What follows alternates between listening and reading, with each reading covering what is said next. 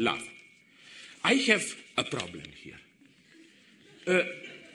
And to avoid any misunderstanding, because some of you may take as cynical, aggressive. No, it's quite the opposite. What I will say now. Why suppose that it was authentic, that moment? I claim it was, as a rule, a lie. I can well imagine, to be very cynical, I can well imagine a situation where you are, where, let's say, it's very cynical, but you will get my point. Let's say that one of the passengers was a cheating husband, sleeping around, blah, blah, blah. I can well imagine him in a very sincere way, convincing himself in that total panic, like the last moments of life, to settle your accounts with God, with your nearest, to call your wife, even if previously, even if, to be quite cynical, all the time before the kidnapping, he thought, oh, I will now escape my wife, the last time I've seen her, to do this. So I claim that this move, it's not, what we get there is the ultimate self-idealization. It's precisely not the authentic core. It's a lie, fundamental lie. What would have been a truthful moment here? Something much more brutal, and I'm not saying I would be able to do it. Now, to be cruel, but that's the point, the situation was cruel. The true ethical act for me would have been for a husband, if of course this is true, to call his wife, or the wife, the husband, tell him, listen, darling, I'm about to die, but since we will never see each other again, let me make it clear. Our marriage was hell, I wanted to divorce you. Bump. That would have been an act. And I'm not cynical here. Why not? Now you will say, I'm cruel, I'm making fun of it. Yes, I am, but now we came to the nice point that you were kind enough to indicate about comedy and so on. You know, what is the lie? The lie is the form of tragedy itself. That is to say, I think the true horror, not only of such desperate situations, but let's go a step further, of extreme situations, Gulag, Holocaust, of course, and so on, is that they are, how to put it, they are more tragic than tragedy. Tragedy still presupposes a minimum of dignity. To shoot a movie, for example, on Holocaust, where you have a kind of a heroic confrontation, a Jew resists the Nazi, it's an obscenity. Obscenity because it concedes too much to the Nazis. I claim that the situation was so desperate that you were precisely deprived of the possibility of playing this tragic role. You can play a tragic role only insofar as you are left with a minimum space of dignity. Or to put it in another way, I claim that there is a deep meaning in the fact that most of the good films about Holocaust are comedies. You know, there is comedy and comedy. There is a cheap comedy. Of course, I don't agree with that, like making fun of the prisoners. But what is comedy at its most fundamental? It is precisely this incongruity, the radical gap between what you are and what is happening to you, one of the dimensions of the comedy. So I think the lie of what is tragedy? Tragedy is ultimately always the tragedy of a character, you know, like Oedipus, character flaw, and so on. And it's, I think, an obscenity in this way to present Holocaust as a tragedy. It would mean Jews should look deep into themselves, you know, what did we do, are we really, and so on and so on. No wonder that, and I say this with all decency, because this is for me what is truly horrible in Holocaust.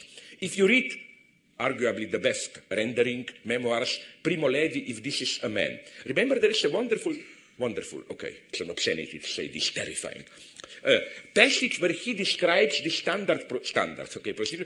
Every 2 months, I think, all the prisoners in Auschwitz were submitted to a procedure called selection, in the sense of they had to run naked in front of a SS doctor, and they were given literally like 2-3 seconds. Doctor sometimes even quickly looked at them.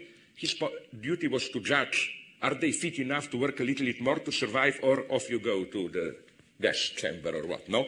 And what I'm talking about is that if you read this description coldly, if you can, you will discover that there is something in a weird, disgustingly terrifying way comical about it. Like the preparations, you know how the inmates were trying to pinch their lips to appear more red, or how they were running in a codified way to appear more healthy. This is a nightmarish, ridiculous comedy. It's the same, for example, if you read the transcripts of the Stalinist show trials. You got my point here. I'm not saying comedy in the sense of, haha, it wasn't so serious, let's laugh at it. No, I'm saying comedy because it's to concede too much to call it a tragedy. Now I come to my second point.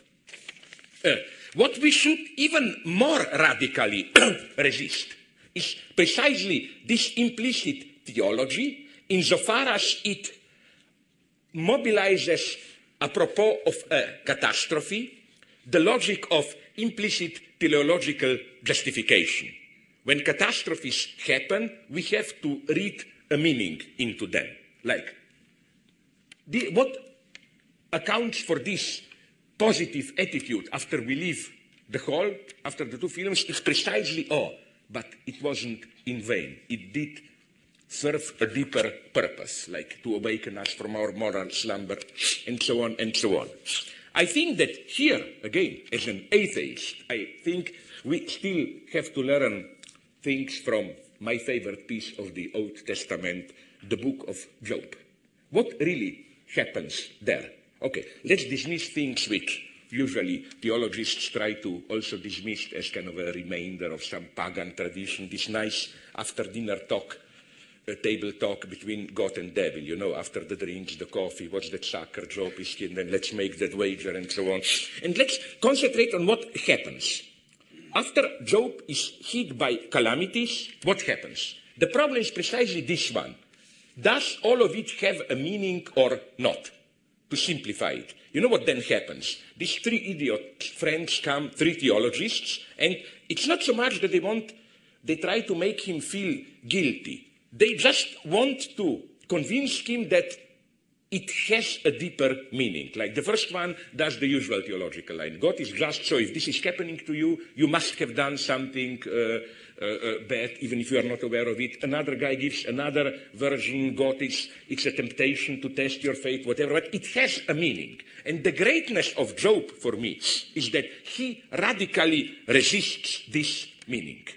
His point is not so much, it's not just what is happening to me, I didn't deserve it. It's, I think, more radical. It's, I won't be duped into accepting this logic of it has to have a deeper meaning. And that's, I think, the lesson for us today.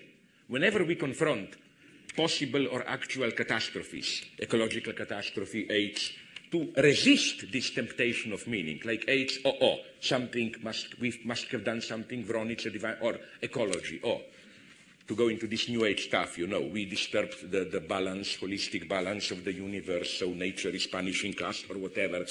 It doesn't, we should resist meaning.